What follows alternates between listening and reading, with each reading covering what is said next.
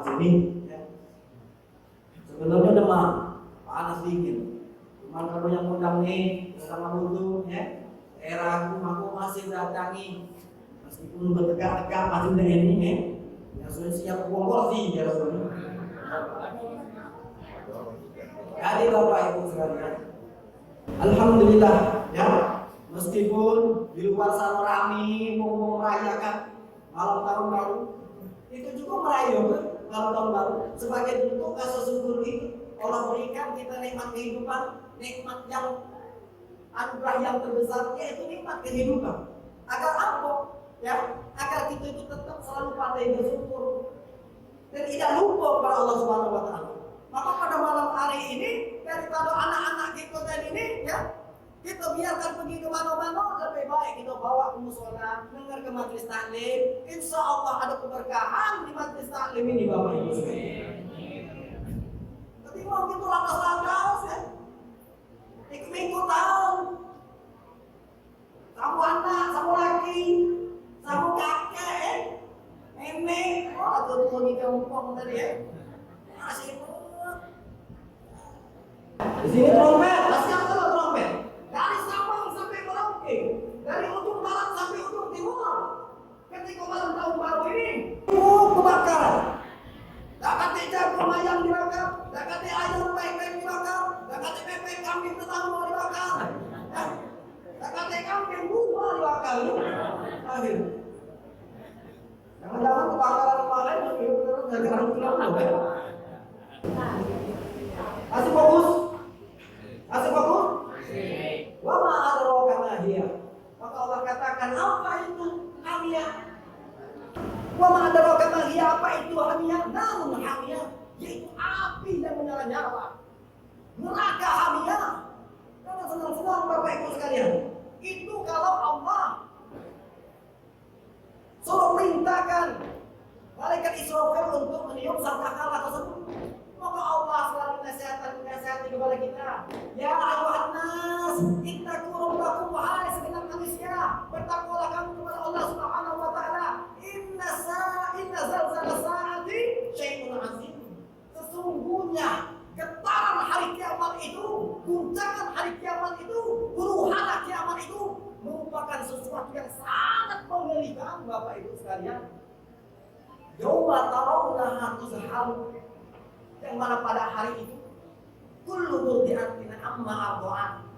Pada hari itu ketika kiamat itu terjadi, ketika gunung-gunung Allah cabut dari akarnya, berhamburan seperti debu, ketika manusia ini berterbangan seperti lalat. Alhamdulillah. Maka pada saat itu Bapak Ibu sekalian, seluruh manusia ini sibuk dengan urusan masing-masing. Sibuk dengan urusan masing-masing. Tidak kata saling ngurusi lagi, tidak lagi nak berhati ke kawan, kita tenang juga, tenang dulu, yang ini dia kan, kita alga, nama dia, nama ini kita tahu, siapa masih ngintip dari jendela, tahu dia, kakak macam nyampu, cuma baca kulit ikan asin buaya pula, astagfirullah. Nah pada hari itu kita tidak saling ngurusi lagi, Bapak Ibu sekalian, tidak saling peduli lagi. Karena sangat mengerikan pada saat itu. Itu baik sengasung-sengasung. Ketika ditiup itu, maka tidak saling ngurusi lagi. Seorang ibu akan lupa kepada anaknya. Seorang istri akan lupa kepada suaminya. Seorang suami akan lupa kepada istrinya. Puji dia baik, puji kau mati sama boleh. Ya. Pokoknya dia kita apa baik punya. Ya. Kapan sebelum nikah, masya Allah, cantiknya.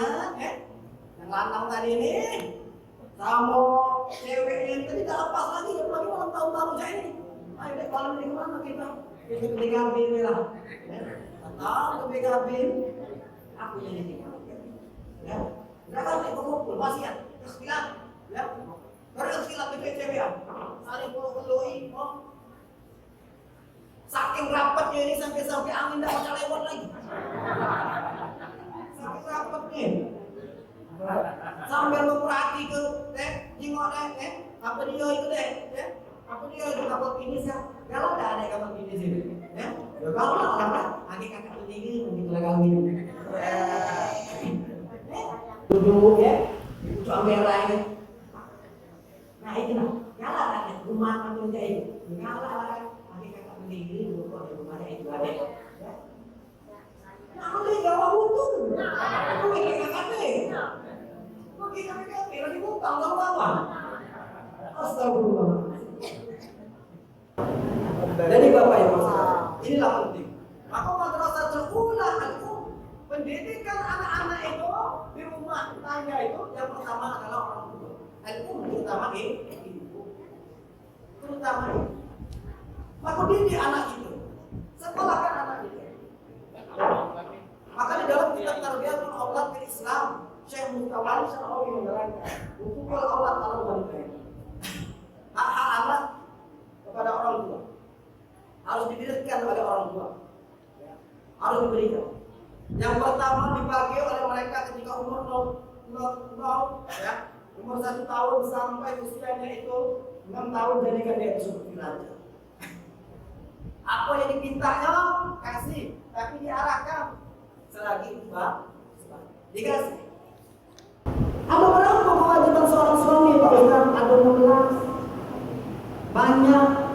Itu pun kalau istri bersiko. Kalau istri dulu, lebih baik. Dosa istri, dosa anak ini ditanggung oleh suami, Bapak Ibu sekalian. Ya, kalau mereka berbuat kesalahan, siapa yang nanggung dosanya? Ya suami. Maka kata Rasulullah, apabila aku boleh mengizinkan seorang hamba sujud kepada selain Allah, maka aku perintahkan seorang istri sujud kepada suami. Nah ini permintaan dari tuan rumah di sini, karena Pak Ustaz singgung masalah sholat, jelas itu. Nah ini ya, sholat khusyuk itu. Tarkis min qouli wa fi'li, sadar dengan apa yang mengucapkan dan sadar dengan apa yang dia kerjakan. Saking mesti sadarnya, kata Imam Syafi'i, mata mesti terbuka supaya dia tahu sholat ini di mana. Sedang gempa atau sedang berperang, ya? Apa tiba-tiba kita ada di pucuk sungai sholatnya nih? Kalau para wali dulu biasa sholat di pucuk perahu, makanya kita mesti sadar. Makanya para sahabat itu yang sholat itu ada Allahu Akbar, sholatnya seperti ini. Jadi kalau ada musuh datang, langsung siap cabut Allahu Akbar, bersyukur. Batal ke sholat, apa batal ke sholat? Apa batal ke sholat? Kalau tidak dibatal ke sholat, Allahu Akbar, sholat di rumah, ya. Buah, tak tugas LPG meledak, keluar, batal pula pada usah, ya. Batal Allah, bapak mati besar. Kalau malam ini dari Allah mati aku, ya. Dah biarlah sakit juga nih. Matinya nih, batal lalu. Dosa dari tunggu lagi. Mati dulu, apa? Siram dengan malu selesai itu baru. Memang tak cukup bakar kalau sambung ini. Memang model kayak ini. Ibu yang kalau mati, yang lain belum kalah mati. Apalagi lagi dong. Kenapa Pak tak setel lagi ini mati terbakar? Memang sudah tunggu-tunggunya Pak. Apa ini lagi dulu? Soalnya dapat mencegah dari perbuatan keji dan perbuatan munkar. Artinya bukan hanya sekadar kita sholat ini adalah zikir, cuma bukan hanya zikir dengan ucapan. Zikir itu ada 3. Yang pertama zikir bil qauli, zikir bil fi'li, kemudian zikir bil qalbi. Ya. Yang pertama zikir bil qauli, yang kedua zikir bil qalbi, yang ketiga zikir bil fi'li. Yang pertama zikir yaitu dengan ucapan astagfirullah. Membaca salawat, membaca Al-Fatihah, itu zikir semua itu. Ingat kepada Allah semua itu. Maka kata Allah, datang zikrullah aina kuntum, di mana pun kamu berada, jangan lupa mengingat Allah. Bukan hanya di masjid tapi di luar masjid. Jadi ketika dia rajin sholat, Allah mengatakan untuk tidak sombong, kepala kamu sombong, supaya tidak sombong. Setan itu kena usir dari surga karena sombong dan karena sujud. Maka kalau kita misalkan di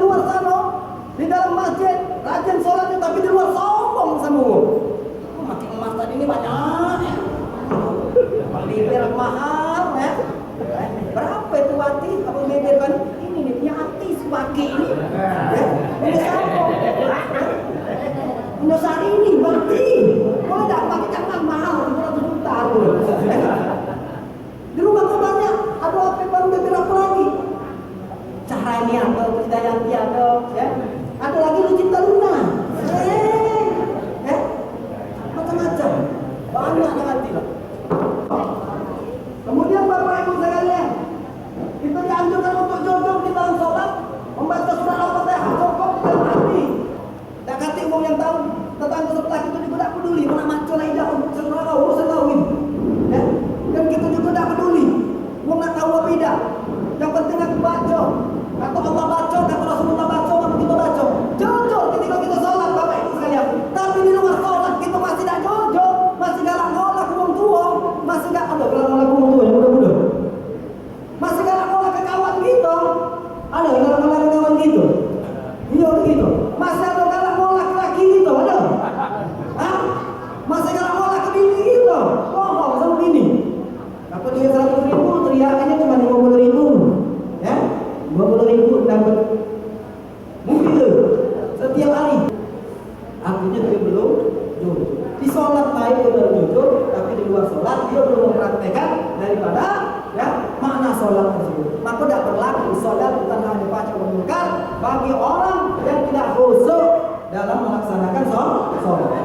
Karena kata Ibnu Katsir, makna khusyuk itu salah satu adalah kelalaian. Yang tidak khusyuk itu artinya kelalaian, ya. Maka lalai itu dari apa? Dari tanggung jawab perbuatan tentang syariat Islam ini termasuk kelalaian. Tidak puasa, tidak sholat itu termasuk kelalaian. Marah ini, ya. Bini tak kata salah dimarahi, anak tak kata salah gara-gara tidak keluar ngomong togelnya, langsung nampak bini nampar anak, ya. Nah, maka yang model macam ini, Bapak Ibu sekalian, meskipun rajin sholatnya, maka tidak berlaku, ya. Makna as-salatu tanha 'anil fahsya wal munkar. Alhamdulillah, ya.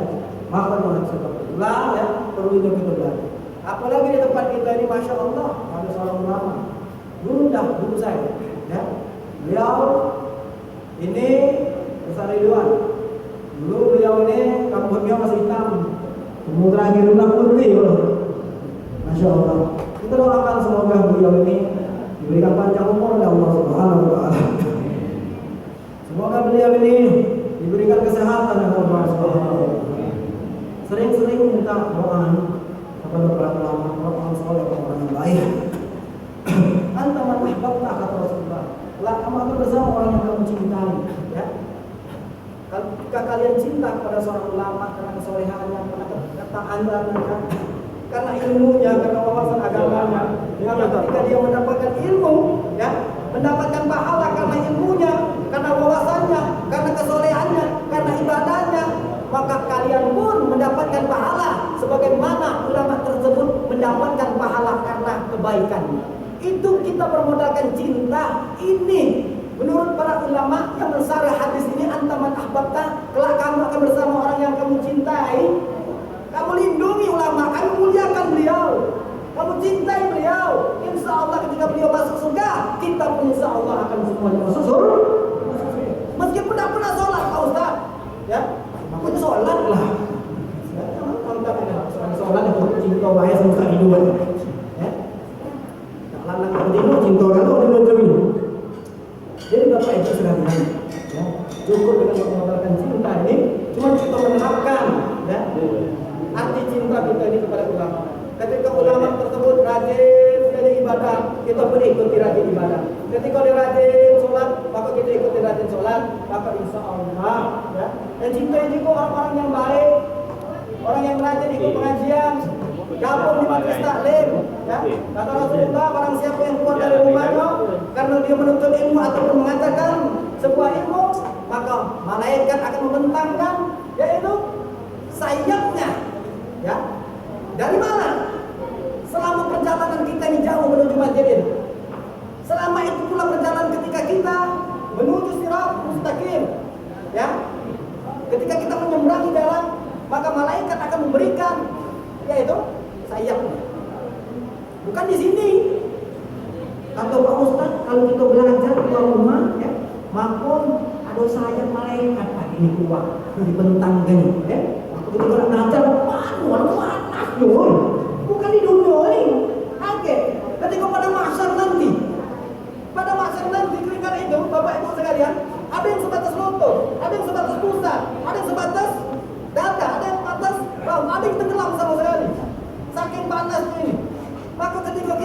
jadi raja yang ikut majelis taklim dilindungi oleh malaikat dengan sayap. Subhanallah. Ini kalau kita ikut majelis taklim, baik yang mengajar maupun yang belajar. Dan barang siapa yang belajar keluar dari rumahnya, kemudian niat kita untuk belajar atau mengajar, kemudian mati di jalan Allah Subhanahu wa taala, maka tercatat matinya sebagai mati syahid bisa sabilillah. Makanya kalau isi ceramah, isi majelis taklim, nak sakit nak apa untuk berdatangi, nak mati juga. Apa nak kita takut mati? Bukan ciri orang yang beriman takut mati, ya. Ciri-ciri orang yang beriman yang tidak takut mati.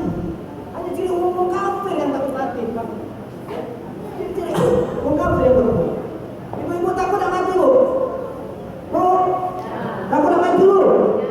Bapak-bapak takut nak mati? Takut, jangan takut mati. Pak Ustaz takut nak mati, tak takut mati. Cuma membaca, Bapak ikut duluan, baru aku. Akhirnya yang membaca. Ya mungkin itu yang dapat aku sampaikan. Kalau kami balik ke rumah, ya mohon maaf duduk di sini. Beliau aku, ya mohon maaf. Mudah-mudahannya Allah berkata-kata menyinggung perasaan saya, mohon maaf kepada semuanya hadir di sini. Kepada Allah saya mohon ampun. Bila kita punya hidayah wali